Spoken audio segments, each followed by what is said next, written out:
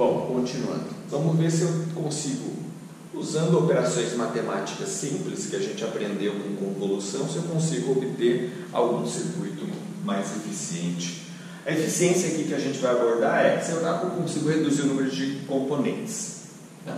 Então, vou fazer aqui algumas marcações.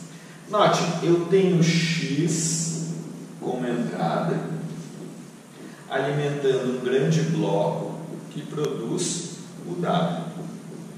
Esse W alimenta um grande bloco para produzir o nosso Y.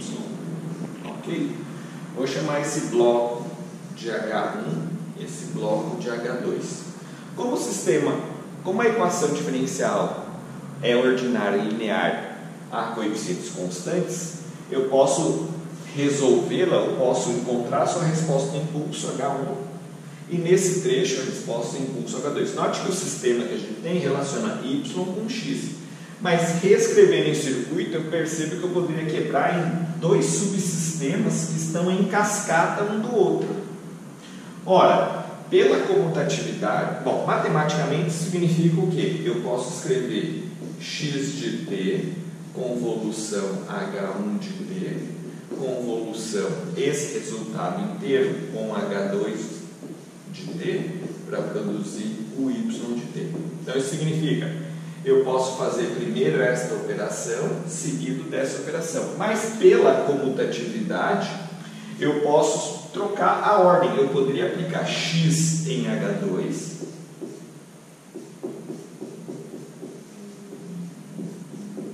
e esse resultado alimentar por convolução H1 de t e produzir o y. A ordem não importa. Claro que esse resultado intermediário, que é o W neste caso, não é mais o W, é outro. A gente vai chamar depois de Z de t. Significa que eu posso pegar esse grande bloco e fazer uma troca. Então vamos ver como é que fica. X de t vai ser escrito como somatório e basicamente eu estou desenhando o circuito H2 que representa esse trecho envolvendo a entrada no nesse somador e a saída aqui dessa junção. Então veja, eu vou ter 1 sobre AN menos AN menos 1 somador menos AN menos 2 indefinidamente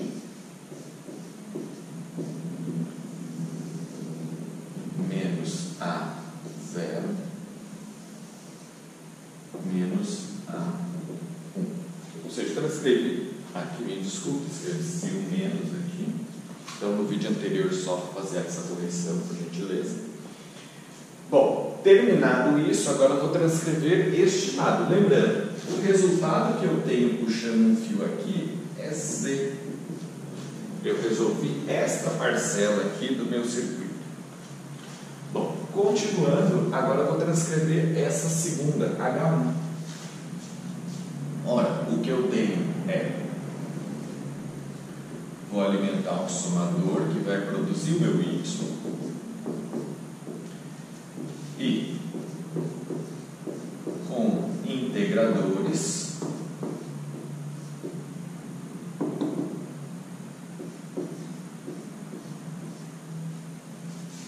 eu vou no número de integradores, eu vou fazer até 1 a menos, tá? Só para dar a diferença aqui, onde eu tenho aqui M e N.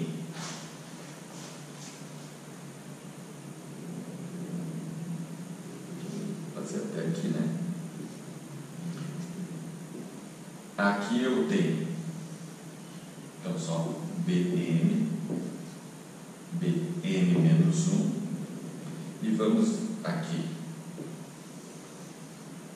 BN menos 2 e nesse ponto vamos dizer que eu tenho meu B0, só para dar diferença aqui em quantidade de N e quantidade N, ambos maiúsculos, certo? Ora, essa é uma outra representação que faz exatamente a mesma coisa se eu pensar em y e x. O resultado é o mesmo. Internamente ele opera um pouco diferente. Bom, vou aproveitar esse circuito porque eu vou notar o seguinte. Já que eu tenho Z e tenho Z, é um fio e é tensão, quando eu integrar, eu vou ter a tensão aqui, que é a integral cumulativa de Z, igual à tensão aqui. Então veja, eu basicamente estou calculando a mesma coisa em pontos distintos do circuito. Já que eu vou usar Ampiop, e Ampiop tem uma relação de impedâncias que permite eu simplesmente puxar tensões até um certo limite, mas a gente está pensando teórico, puxar tensões e alimentar outras seções de outros circuitos sem afetar o produtor dessa tensão, eu vou reescrever o circuito unificando essa parte interna.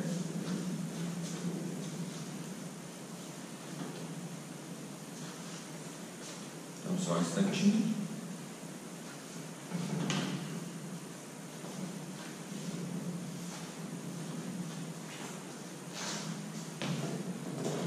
Então, eu vou ter tensão X alimentando o meu somador,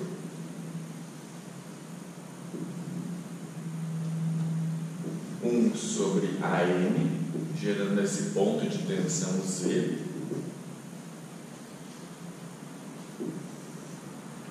BM alimentando agora o somador, produzindo Y, e agora eu vou puxar aqui os meus integradores, que estão integrando Z como estão integrando ali.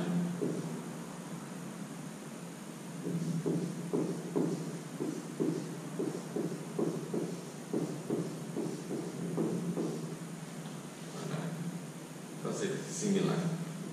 Então continuo indefinidamente até chegar num ponto, último integrador. Lembrando que eu tenho N maior do que M maiúsculo, então vou ter N maiúsculo integradores.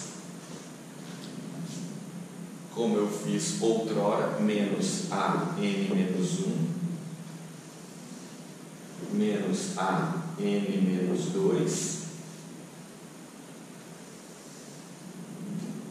menos A1, menos A0.